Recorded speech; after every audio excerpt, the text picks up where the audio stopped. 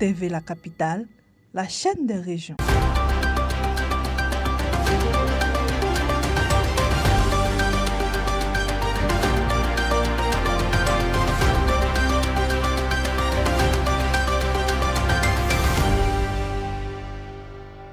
Le 14 avril 2026 à Bangourou, le PNLT a lancé un projet pilote mené en Côte d'Ivoire et au Mozambique pour améliorer le diagnostic de la tuberculose chez les 0 à 15 ans via des outils digitaux, tablettes, téléphones, radiophiles numériques d'un logiciel innovant d'échographie pulmonaire. Le docteur Éric Kobenan du PACCI a rappelé les difficultés de confirmer la maladie chez les enfants, faute de crachats causant sous-détection et mortalité. En Côte d'Ivoire, seuls 5% des 21 000 cas annuels concernent les enfants, soit 1 000 cas, chiffre jugé sous-estimé. Le projet mis en œuvre à Bangourou, Agboville et Sassandra durera 4 ans.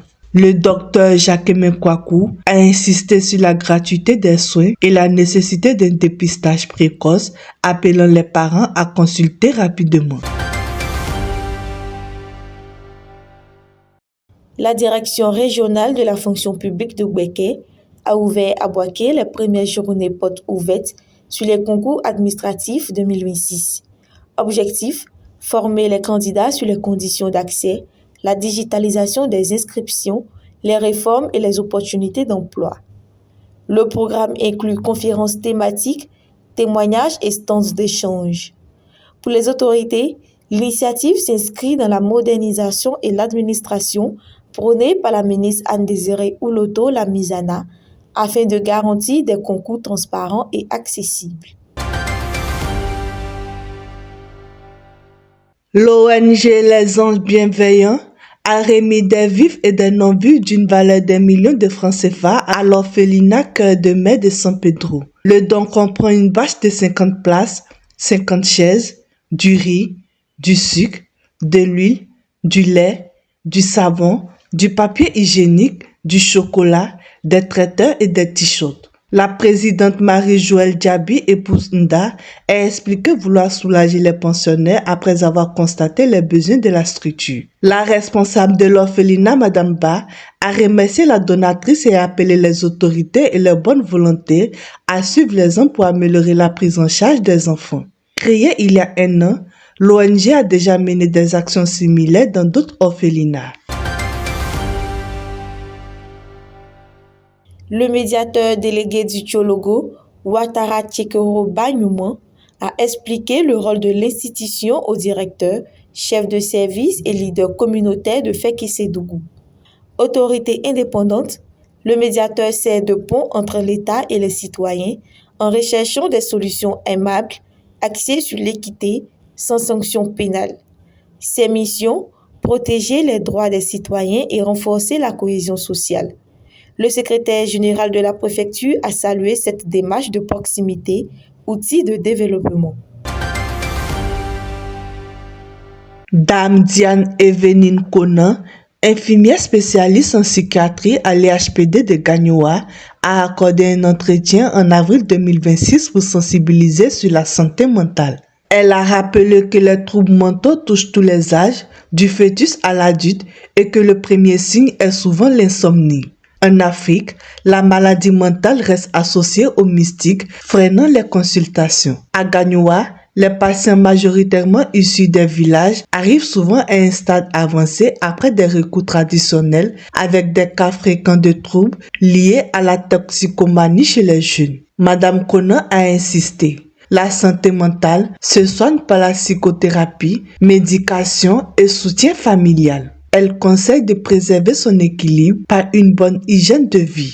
Bien manger assis, dormir et se divertir. Le service encore peu connu reçoit davantage d'adultes que d'enfants et plaide pour une meilleure information afin de briser les tabous. En visite de chantier à Grand Bassam, le ministre Pierre Ngudemba a annoncé l'inauguration prochaine du 2e centre de traitement du cancer dont les travaux doivent s'achever d'ici juin 2026. Il a inspecté plusieurs services dont la médecine nucléaire, l'imagerie et les blocs opératoires et a insisté sur la coordination pour tenir les délais. Selon lui, ce centre raccourcira les délais de prise en charge et répond aux besoins croissants liés à l'évolution rapide des maladies comme le cancer. Lors de la cérémonie d'hommage d'emblème national le 13 avril 2026 à Bokanda, la préfète Konekina Christelle a exhorté les populations et les leaders communautaires à rester des acteurs engagés pour la paix et la stabilité. Où des élèves avaient vandalisé la préfecture, la mairie et des résidences d'élus suite à des ruptures prolongées d'eau et d'électricité. 7 personnes ont été condamnées à 6 mois ferme à Adinbokro. La préfète a salué la résilience de la population et l'action des chefs, des guides religieux, des forces de l'ordre et des élus pour ramener le calme. Elle a insisté, aucune revendication ne justifie la destruction des biens publics.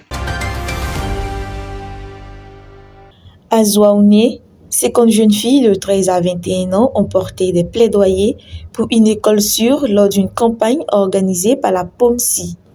Elles ont dénoncé mariage précoce, grossesse en cours de scolarité et violences basées sur le genre qui freinent leur scolarisation.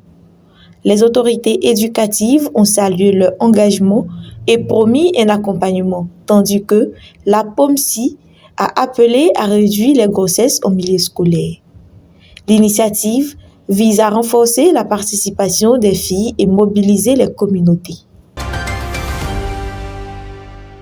Du 14 au 15 avril 2026, les journalistes du bureau régional de l'AIP du Bunkani ont participé à un atelier de renforcement de capacités sur les discours de haine organisé par le PUMID et financé par le Danemark et la Norvège dans le cadre du projet Prévenir et répondre à l'extrémisme, viol dans les couloirs atlantiques. Les correspondants de Tieni, d'Oropo, Nation et le chef-lieu du bureau de Bouna ont salué les outils reçus pour combattre les discours extrémistes et diffuser des contenus positifs. L'initiative s'aligne dans la mission de l'AIP, diffuser une information vraie, impartiale au service du développement et de l'unité nationale. Un atelier, un bon départ pour les enfants sourds, s'est ouvert à Agboville à l'initiative du RIP-EPT et de Cantalis International Foundation. Réunissant parents, travailleurs sociaux et acteurs éducatifs, il vise à adapter la prise en charge des enfants sourds et malentendants. Les responsables ont rappelé le droit à l'éducation pour tous et appelé à lutter contre l'exclusion scolaire en déconstruisant les préjugés et en promouvant la communication précoce. TV La Capitale, la chaîne des régions.